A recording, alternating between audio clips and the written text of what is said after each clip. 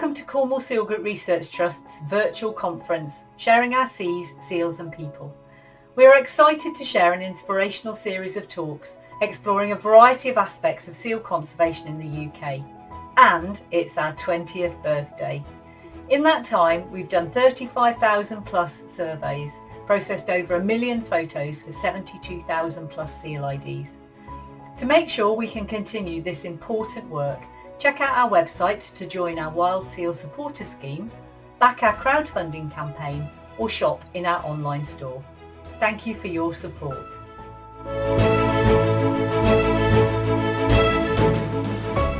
Hi, my name is Grace. I'm a Senior Animal Care Assistant here at the Cornish Seal Sanctuary. I would like to say thank you for Cornwall Seal Group Research Trust for inviting us to their conference this year. Obviously it's such a shame that we can't all meet face to face, but hopefully this is the next best thing, and fingers crossed we can probably see you all guys next year perhaps.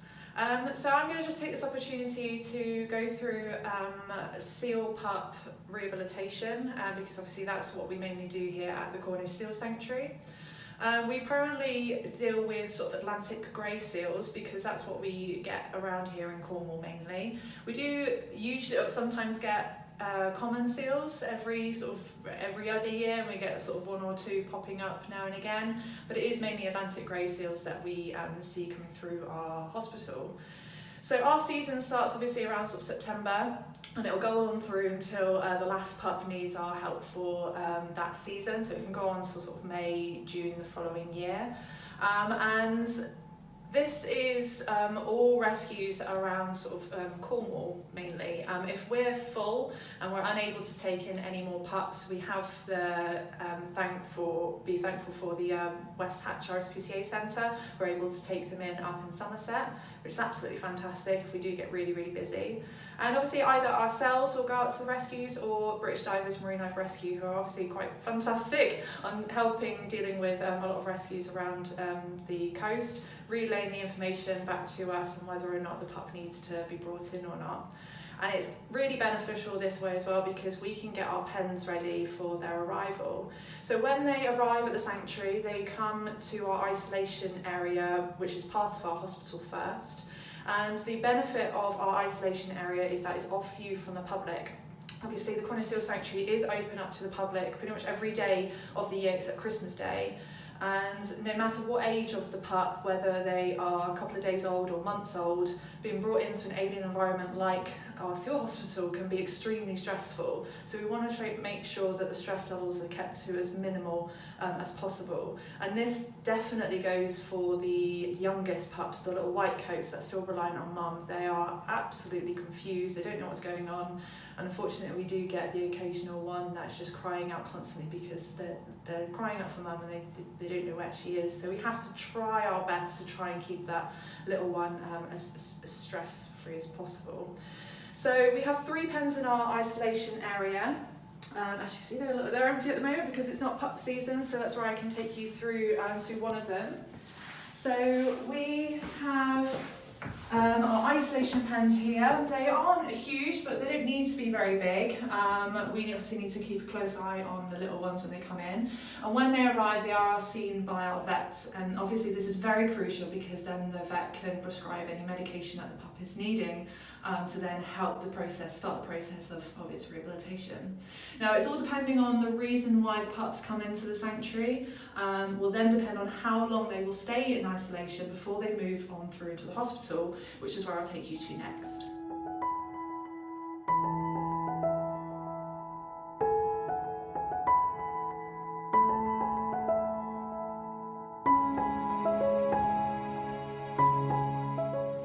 So this is our seal hospital, and we have 4 pens in here, and all 4 pens are on view to the public. So like I was saying, it all depends on the pup itself.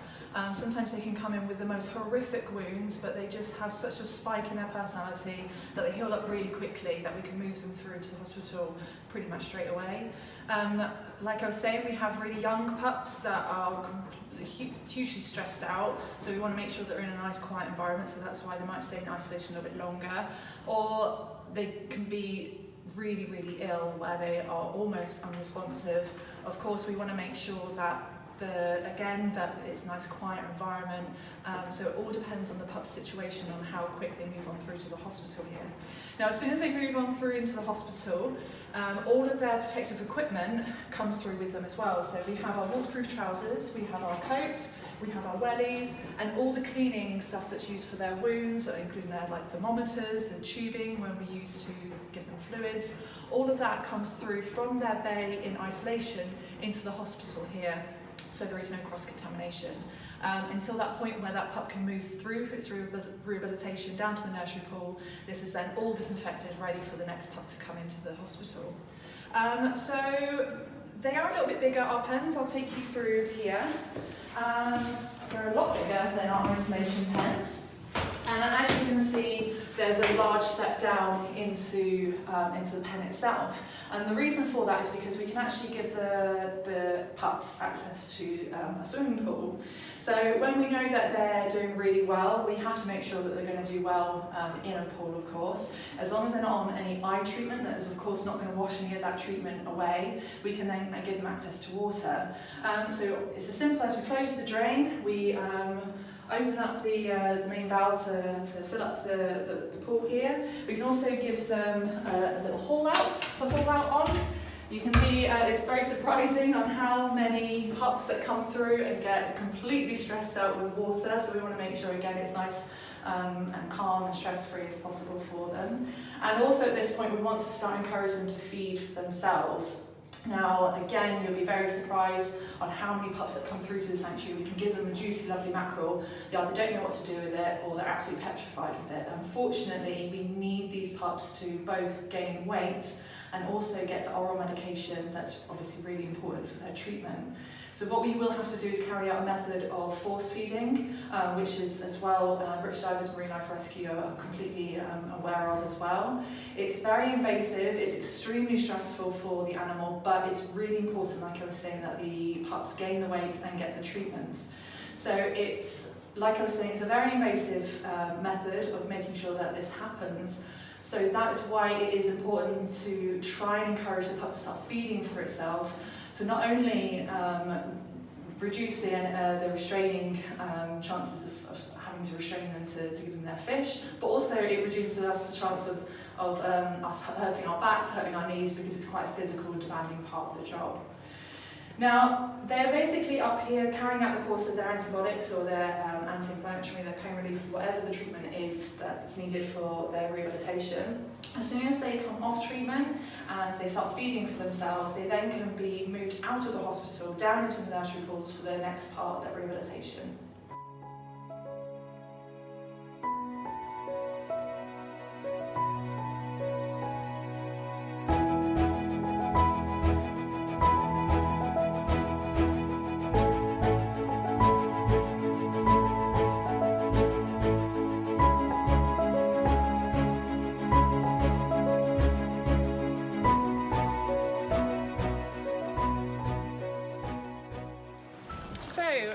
This is down into our nursery pools. This is the next stage of their rehabilitation once they've left the hospital. This time of the year, obviously, we haven't got any pups on site at all, but we do have some occupants in our nursery pools at the moment, which are Pumpkin and Badger, and this will give me a good opportunity to show you our flipper tags as well. So all of our seal pups that come through rehabilitation are tagged. It's all on their rear flippers. It's on the rear right flipper for a female and a rear left for a male. So it's easy for us to tell the pup by gender from a distance. But the most important thing about the flipper tags are the colour of them. So each year we change the colour of the tag, and also each seal pup has identification number. Now this works really well for us because even though we do name our pups, we have a name theme that changes every season, but it is the number that helps us out on identifying the pup. We obviously, names come through all the time and it's quite easy to forget names, but it's the number that then verifies on who that pup is. Now, like I said, we haven't got any pups on site at the moment, but who I can show you is Badger. Badger was rehabilitated with us back in 2014. He has a rear flipper tag, but unfortunately due to further testing, we actually came to find that he has a thyroid condition that requires Badger to have medication throughout the rest of his life. So he's able to get that with us here at the sanctuary, but unfortunately he wasn't a candidate for release. So that's why he's become a permanent resident here at the sanctuary. So if we try and sneak through, we've got to try and sneak past Pumpkin, who's having their lunch. And then this is Badger. He also quite unique because he is a melanistic seal. And this is the dark pigmentation in their skin. So it's quite the opposite of an albino. So he, as a pup, he was, instead of being a white coat, he would have been jet black. But due to his thyroid condition, that actually obscured his coloration, and he was more of like a brown colour. So it was like sort of like a browny white colour, and that's where he actually gets the name from, because they thought he looked like a little badger. Now, he's being trained by Joe at the moment, so he can see where his fish comes from, which his fish comes from bucket, and we can hand feed him. He's very, very gentle, bless him. And that's because he's a permanent resident here. With our rehabilitated pups, we do not hand feed any of them. We have to make sure that the fish is thrown from a distance, they can't see us throwing it in. And we also like to encourage competitive behaviour if they're accommodated with more than one pup in their pool. But the one thing I want to show you is his flipper tag. So if you come on a little bit closer, you can see on his rear left flipper, because he's a boy, he has his rear flipper tag. So this season would have been yellow, and his number is 046. It's a bit faded now because it's a few years old. But we're hoping that we've modified the tags over the years, so we're hoping that they're going to last a little bit longer, the numbers. That's why his is worn off a little bit. But this helps with the post-release monitoring programme, and this is where Cornwall Seal Group Research Trust come into play. So we work very closely with them, and they work incredibly hard on obviously surveying all across the Cornish coast. And yes, the identification on the patterns is really good for them to be able to identify those seals. But if they're able to get a rear flipper tag from a rehabbed pup, they're able to let us know, or any other rehab centre know, either in this country or even in Europe, to let us know how our little seals are getting on out in the wild.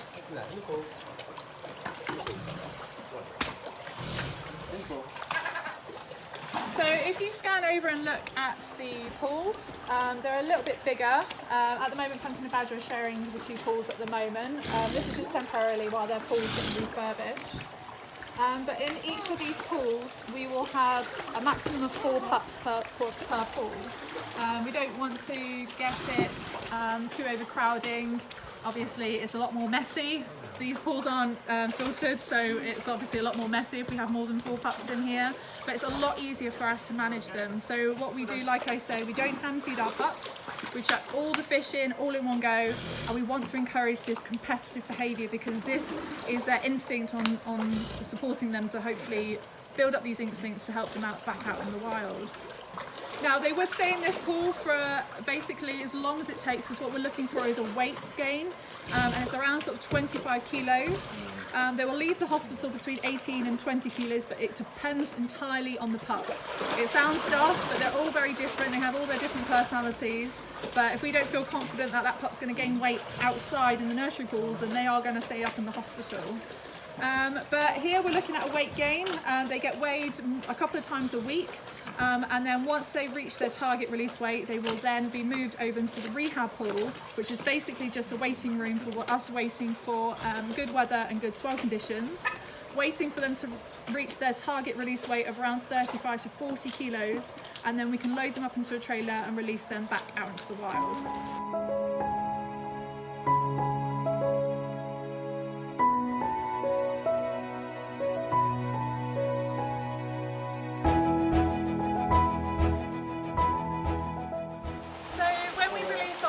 Like I said, we like to get them up to a target release weight of around 35 to 40 kilos. We like to make sure that we put out an even number on the north and the south coast of Cornwall. So if the pup was rescued on the north coast of Cornwall, it will be released on the north coast, and the same for the south. They won't be released in exactly the same location as they were rescued, but we do like to keep a specific beach in mind for our release locations.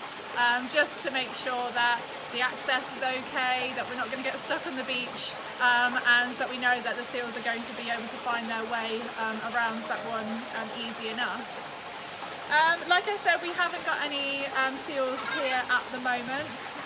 Our next season won't start till end of August, September time, but we do have our residents here that are with us all year round.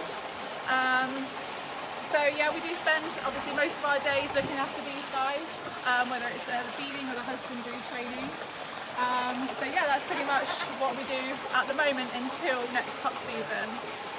So that's pretty much it from me. Again, I'd like to say thank you to Cornwall Seal Group Research Trust for inviting us to their conference this year. Hopefully they'll be going up next year and we'll be able to meet you guys face to face.